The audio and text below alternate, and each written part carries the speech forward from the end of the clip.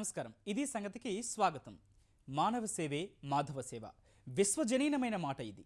వివేకానందుడు చెప్పిన ఈ సూక్తిని తూచా తప్పకుండా పాటిస్తున్నారు కొందరు శ్రీమంతులు. పక్కవాడి కష్టాన్ని పంచుకుంటూ పదుగురి సౌఖ్యం కోరుతూ మసలిపోతున్న మానవత్వానికి వెలుగుల దారి చూపుతున్నారు. కొందరు స్వతహాగా ధనవంతులు కాకుండా ఉన్న కొంతలోనే పొరుగువాడికి సాయపడుతూ నిజమైన ఐశ్వర్యవంతులు అనిపించుకుంటున్నారు. ఇలాంటి వాళ్ళు మన మధ్యనే ఎంతోమంది ఉన్నారు. మానవత్వం మూర్తిభవించిన వీళ్ళు చేయి చాచి దేశం, మతం, కులం, ప్రాంతం అన్న భేదం లేకుండా నిస్వార్థంగా సేవ చేస్తున్నారు. లక్షల ప్రాణదీపాలు నూరేళ్లు వెలిగిస్తున్నారు. మానవ సమాజం పాలిట శ్రేయోభిలాషులు అవుతున్నారు.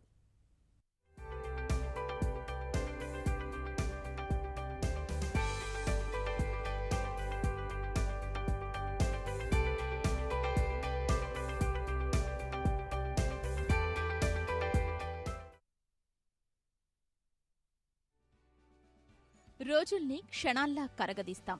అలసట తెలియక అలుపెరగక శ్రమిస్తాం. ఏళ్ల తరబడి చుట్టూ ఉన్న ప్రపంచంలో ఏం జరుగుతుందో కూడా తెలియనంతగా పనిచేస్తాం. లెక్కలేనంత కూడబెడతాం. ఎంత సంపాదించినా ఏదో తెలియని వెలితి, ఎంత పోగేసినా ఏదో కనబడని అభద్రతాభావం. ఐశ్వర్యం ఎంతున్నా గుండెను పిండేసే బాధేదో మన మనసుల్ని తొలిచేస్తూ ఉంటుంది. బ్యాంకు ఖాతాలో డబ్బులు పెరిగే కొద్దీ అశాంతి పెరిగిపోతూనే ఉంటుంది. ఇదంతా సంపద కోసమేనా?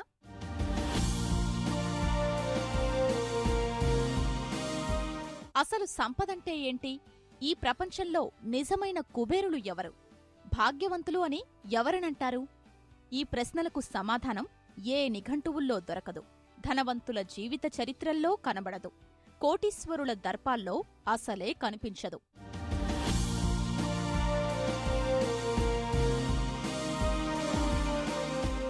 ఎంత వెతికినా, ఎన్ని ప్రయత్నాలు చేసినా నీ హృదయంలోకి తొంగి చూడనంత వరకు, నీ మనసు చెప్పే మాటలు నువ్వు విననంత వరకు నీకు సంపద అంటే తెలియదు. కుబేరులు, భాగ్యవంతులు అన్న పదాలకు అర్థమే తెలియదు.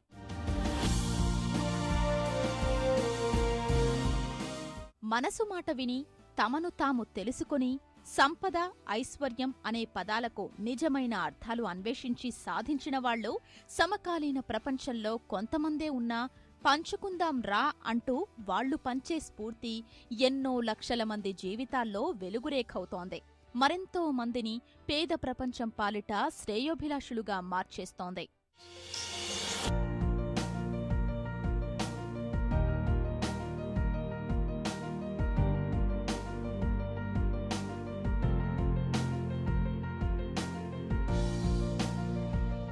నేడు ప్రపంచపటంలో ఉన్న దేశాలన్నింటిలో సంపన్నులున్నారు. అంతకు ఎన్నో రెట్లు పేదలూ ఉన్నారు. ఈ అంతరం అంత తొందరగా తొలగిపోయేదేమీ కాదు. అయితే తొలగించే మహాప్రయత్నం మాత్రం ప్రారంభమైంది. ఇవి ప్రభుత్వాలు చేస్తున్న యత్నాలు కావు. కొందరు మానవత్వం పరిమళించిన మనసున్న కోటీశ్వరులు చేస్తున్న ప్రయత్నాలు. వారెన్ బఫెట్, బిల్ గేట్స్ మొదలుకొని భారత్ నుంచి అజీం ప్రేమ్జీ, శివ్ నాడార్ వంటి ఎంతో మంది పేదిళ్లను పొదరిళ్లుగా మార్చే యజ్ఞంలో మేము సైతం అంటున్నారు. మనసున్న ఈ ఐశ్వర్యవంతులు ముందుండి మార్గనిర్దేశనం చేస్తుంటే వాళ్ల బాటలో రాముడికి ఉడుత సాయం అన్నట్లు ఇచ్చేందుకు డబ్బు లేకున్నా అంతకన్నా విలువైన జ్ఞాన సంపదను అంతర్జాలం ఆధారంగా ఎంతో మంది వీధి బాలలకు అందిస్తున్న గుప్త దాతలూ ఉన్నారు. ఆకలితో అల్లాడే అన్నార్థుల అరచేతిలో 4 మెతుకులు పెడుతున్న సహృదయులు ఎందరో మన మధ్యలో ఉన్నారు. వీళ్లల్లో కోట్లకు పడగలెత్తిన వాళ్లూ ఉన్నారు. ఒక్కరోజు కూడా కోటు ధరించగల స్తోమత లేనివాళ్లూ ఉన్నారు. అయినా సాయపడుతూనే ఉన్నారు. సంపద పంచుకుంటూ, మానసిక ప్రశాంతత పెంచుకుంటూ నిజమైన భాగ్యవంతులుగా మిగిలిపోతున్నారు.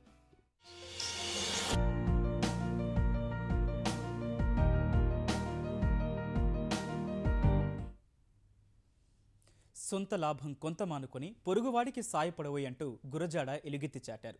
ఈ మాటలు అక్షరాలా పాటిస్తున్న శ్రీమంతులు దేశంలో ఎంతోమంది ఉన్నారు. వీళ్ళందరూ ఒక సంఘంగా ఏర్పడి ప్రజాసేవే పరమావధిగా పేదల జీవితాల్లో వెలుగురేఖలు పూయిస్తున్నారు.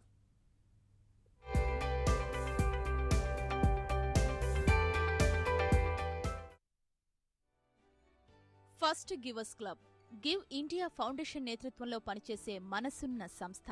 పంచుకుందాం రా అన్నదే ఈ సంస్థ నినాదం. మనసున్న మంచివాళ్లందరూ ఒక సంఘంగా ఏర్పడి నలుగురి బాగు కోసం పనిచేస్తున్నారు. మంచికి మంచి గంధపు అభిషేకం చేస్తున్నారు. దాతృత్వం అన్నది ఏదో ఒక రోజు చేసి ఇక చాలు అనుకోవడం వీళ్ల ఆలోచన కాదు. వీళ్ల సిద్ధాంతాలే వేరు. దాతృత్వాన్ని శాస్త్రీయ కోణంలో చూస్తారు. మానవ సేవ అన్నది జీవితంలో ఒక భాగం కావాలన్నది ఫస్ట్ గివర్స్ క్లబ్ సభ్యుల ఆకాంక్ష. అంతర్జాల మాధ్యమం ద్వారానే కాదు, సమాజంలో ఎన్నో జనహిత కార్యక్రమాలు చేస్తున్నారు.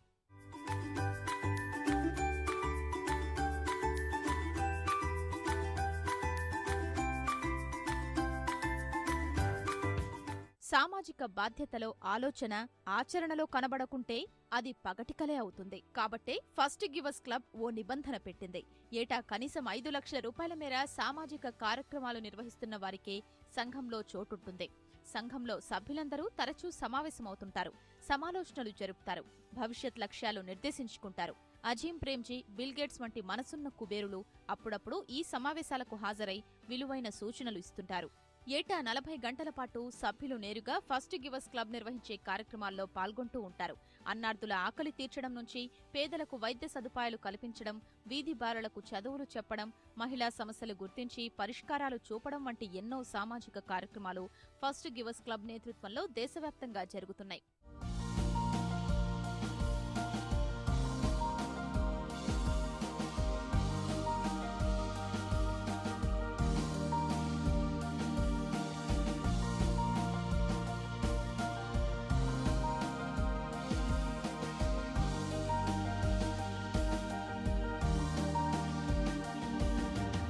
ఫస్ట్ గివర్స్ క్లబ్ సృష్టికర్త అమిత్ చంద్ర మధ్యతరగతి కుటుంబంలో పుట్టిన ఈయన 35 ఏళ్ల వయసుకే కోట్లకు పడగెత్తారు.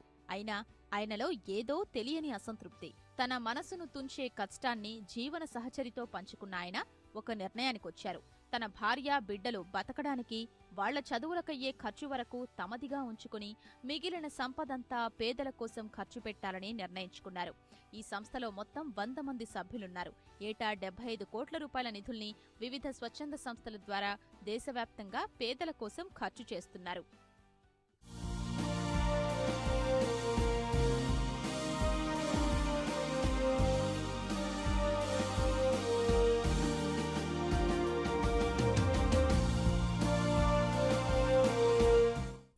చదువు భవిష్యత్ నిర్దేశిస్తుంది, రేపటి బంగారు జీవితానికి బాటలు వేస్తుంది. కానీ జనభారతంలో అందరికీ విద్య అందని ద్రాక్షే. నైపుణ్యంతో కూడిన చదువు కొందరికే పరిమితం. తెలివితేటలు, పాఠాల మధ్య పెరిగిపోతున్న అంతరం పూడ్చేందుకు నేటి విద్యావంతులు సిద్ధమయ్యారు. మురికి బడుల్లో మసకబారుతున్న నైపుణ్యాలకు స్థానబెడుతూ సైన్యంలా సాగుతున్నారు.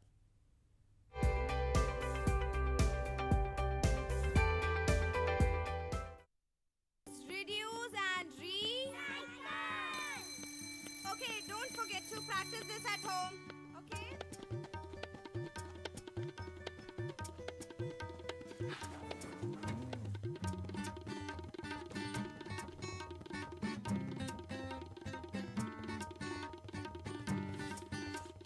चलो क्लास शुरू करें।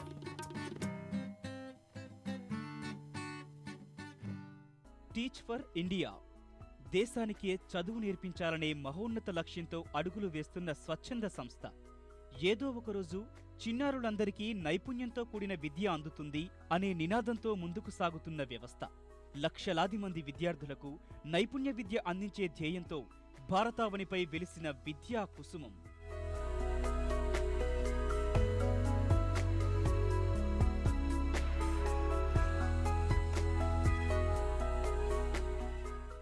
ప్రస్తుతం మన దేశంలో ప్రమాణాలతో కూడిన విద్య సమస్యగా మారింది. తెలివితేటలుండి సరైన దిశలో విద్యాభ్యాసం సాగక విద్యార్థుల భవిష్యత్తే ప్రశ్నార్థకంగా సాగుతోంది. ఈ అంతరం పూడ్చే బాధ్యతను భుజానికెత్తుకుంది టీచ్ ఫర్ ఇండియా. దేశవ్యాప్తంగా పేదబడుల్లో మగ్గిపోతున్న భావితరానికి జ్ఞానం పంచే సైన్యాన్ని తయారు చేస్తోంది. బోధనకు ప్రత్యేక డిగ్రీలు అవసరం లేకున్నా ఆసక్తి ఉంటే చాలు పాఠాలు చెప్పే అవకాశం కల్పిస్తోంది. ప్రతిభావంతుల్ని తాత్కాలిక ఉపాధ్యాయ వృత్తిలోకి సాదర స్వాగతం పలుకుతోంది. బోధనే కాదు, సాఫ్ట్వేర్, అకౌంటింగ్, పౌర సంబంధాలు అనేక అంశాల్లో విద్యార్థులను తీర్చిదిద్దుతోంది.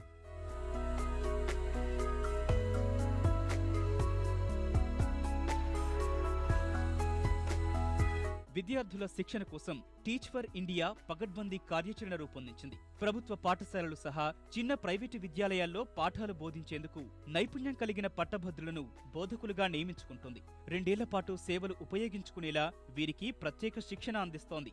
ఎంపిక చేసిన అభ్యర్థులకు పూణేలో 5 నెలల పాటు శిక్షణ అందిస్తోంది. పాఠాలు ఎలా బోధించాలి, పిల్లలు ఏ విషయాలపై ఆసక్తి చూపుతారు, పిల్లలకు నచ్చని విషయాలేంటి, వాళ్ళ మనస్తత్వాన్ని ఎలా అర్థం చేసుకోవాలి, వాళ్లతో ఎలా వ్యవహరించాలి, తరగతి గది ఎలా నిర్వహించాలనే అంశాలపై తర్ఫీదు ఇస్తోంది.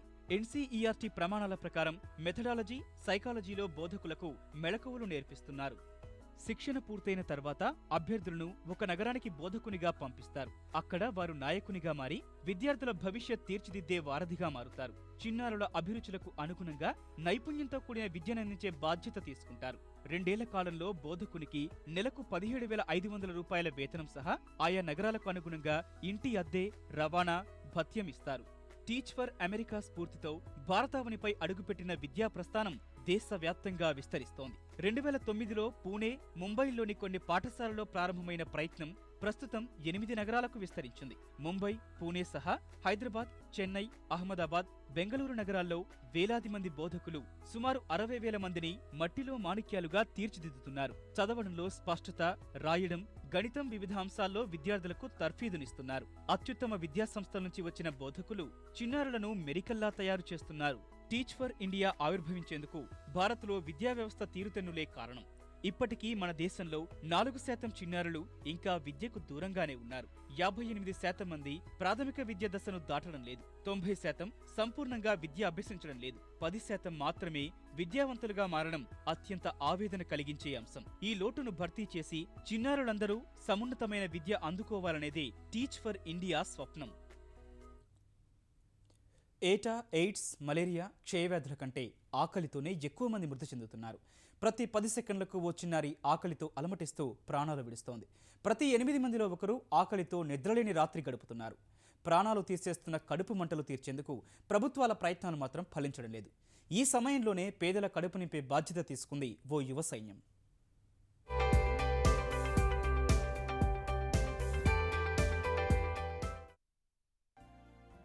జన భారతంలో కోట్లాది ఆకలి కేకలు, మరోవైపు టన్నుల కొద్దీ ఆహారం, చెత్తబుట్ట పాలు. ఈ రెండింటి మధ్య వ్యత్యాసం పూడ్చగలిగితే సమస్య పరిష్కారమైనట్లే. కానీ ముందుకొచ్చేది ఎవరు? అందుకు సమాధానంగా నిలిచింది రాబిన్ హుడ్ ఆర్మీ. ఆకలి బాధలు, ఆహారం వృధాకు మధ్య వారధిగా మారింది. యువ సైన్యంతో అన్నార్తుల ఆకలి తీర్చే బాధ్యత భుజానికెత్తుకుంది. రాబిన్ హుడ్ ఆర్మీ ఆకలి కేకలపై యుద్ధం ప్రకటించింది.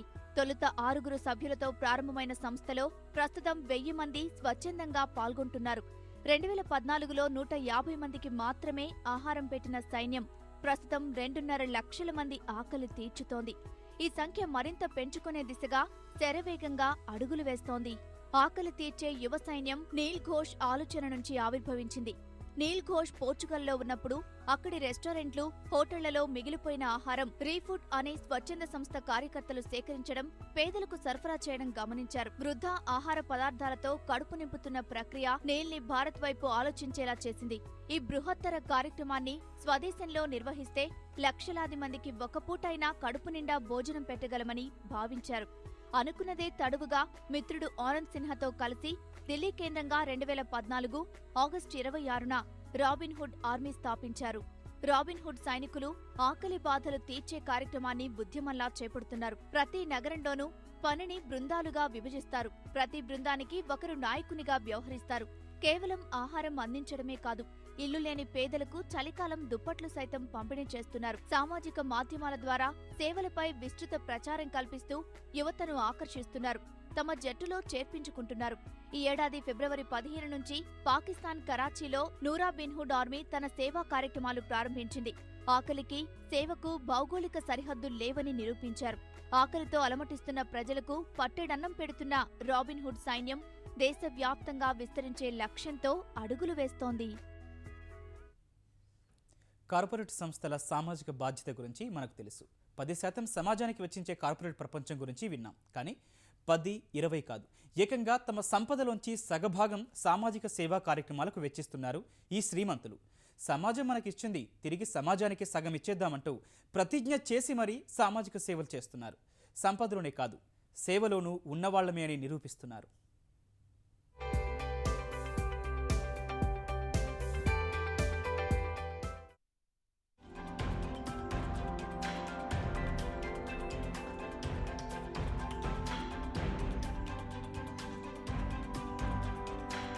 గివింగ్ ప్లెడ్జ్ సామాజిక సేవ కోసం ప్రపంచంలోని కుబేరులు చేసిన ప్రతిజ్ఞ. సమాజంలో నానాటికి పెరిగిపోతున్న పెను సమస్యల పరిష్కారానికి ప్రపంచంలోని ధనవంతులు, వాళ్ల కుటుంబాలు తమ ఆస్తుల్లో సగభాగం వదులుకొని సేవ చేయడానికి ముందుకు రావడమే ఈ ప్రతిజ్ఞ లక్ష్యం. ఇప్పుడున్న ప్రపంచాన్ని మరింత అందమైనదిగా మలచడానికి, బిలియనీస్ తమ దాతృత్వం చాటుకోవడానికి ఈ వేదికను వారెన్ బఫెట్, బిల్ గేట్స్ స్థాపించారు. దీన్ని ఏర్పాటు చేయడానికి వారిద్దరూ పలు దఫాలు సమావేశమై చివరకు 2010లో ఒక ప్రకటన చేశారు.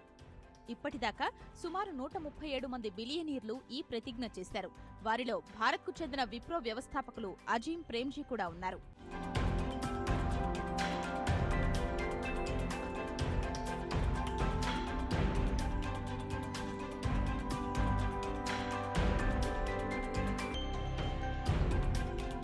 గివింగ్ ప్లెడ్జ్ అంటే ఏంటి?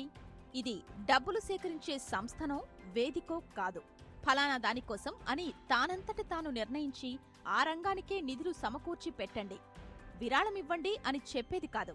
ప్లెడ్జ్ అడిగేది ఒక్కటే: ప్రపంచంలో సంపన్నవంతులైన వ్యక్తులు లేదా కుటుంబాలు తమ ఆస్తుల్లో అత్యధిక భాగం సామాజిక కార్యక్రమాల కోసం వెచ్చించమని, ఆ ఆస్తుల్ని వాళ్లు సొంతంగా లేదా ఏదైనా సామాజిక సేవా సంస్థకు విరాళమివ్వడం ద్వారా ఎలా అయినా ఖర్చు పెట్టొచ్చు. ఆ దాతృత్వానికి వారి జీవిత కాలంలోనే సిద్ధపడొచ్చు, లేదా తమ తదనంతరం ఇస్తామనైనా వీలునామా రాయొచ్చు. అయితే ఈ నిబంధనకు అంగీకరించిన వారు తమ ప్రతిజ్ఞను బహిరంగంగా ప్రకటించాల్సుంటుంది. ఆ ప్రతిజ్ఞ లిఖితపూర్వకంగా ఉండాలి. తాము ఎందుకు సేవ చెయ్యాలనుకుంటున్నది ఆ ప్రతిజ్ఞా పత్రంలో రాసి ఈ సంస్థకు పంపాలి. మొదట్లో అమెరికాలోని సంపన్నులకే పరిమితమైన ఈ ప్రతిజ్ఞ తరువాతి కాలంలో ప్రపంచవ్యాప్తంగా విస్తరించింది. స్ఫూర్తినిచ్చే సంభాషణలు, చర్చాగోష్ఠుల కన్నా ఆచరణే ముఖ్యమనేది ఈ వేదిక నమ్మకం.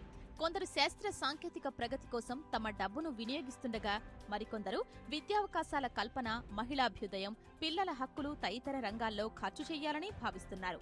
ఇంకొందరు తమ సంపద సమాజానికి ఏ విధంగా వెచ్చించాలో చెప్పమని ప్రజల్ని సలహా కూడా అడుగుతున్నారు. ఒక్క నిర్ణయంతో సగమాస్తులు వదులుకుంటున్న వారి త్యాగాన్ని అందరూ అభినందిస్తుంటే, తమది త్యాగం కాదు బాధ్యత అంటారీ కుబేరులు. ది గివింగ్ ప్లెడ్జ్ ఒక రకంగా కుబేరుల్లో సామాజిక స్పృహను ప్రేరేపించింది. అడ్వకసీ ఆర్గనైజేషన్ గా దీన్ని పిలుస్తున్నారు.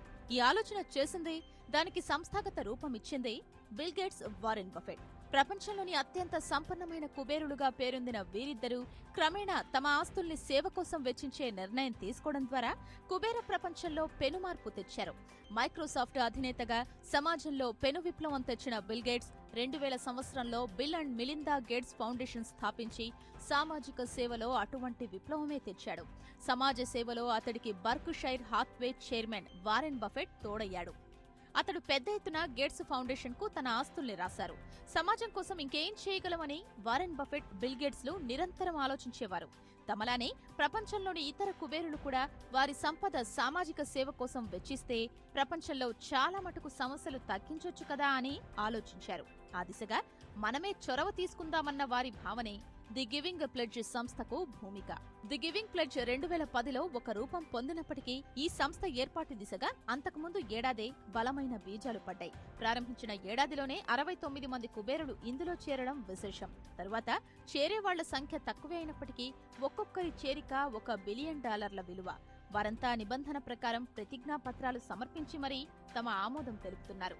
ఈ సంస్థలో మొదట చేరిన 40 మంది కుబేరులు సామాజిక సేవ కోసం వెచ్చిస్తామన్న సంపద విలువ $125 బిలియన్. ప్రపంచవ్యాప్తంగా ఎందరో కుబేరులు ఉన్నా గివింగ్ ప్లెడ్జ్ కు స్పందన నామమాత్రంగానే ఉందన్న వాదన లేకపోలేదు. అయితే దీనికి అనేక కారణాలున్నాయి. ముఖ్యంగా కార్పొరేట్ వ్యాపారాలు వ్యక్తి కేంద్రంగా కాక కుటుంబం కేంద్రంగా ఉంటాయి. లావాదేవీలన్నీ తరతరాలుగా ఒకే వంశవృక్షం కింద కొనసాగుతాయి.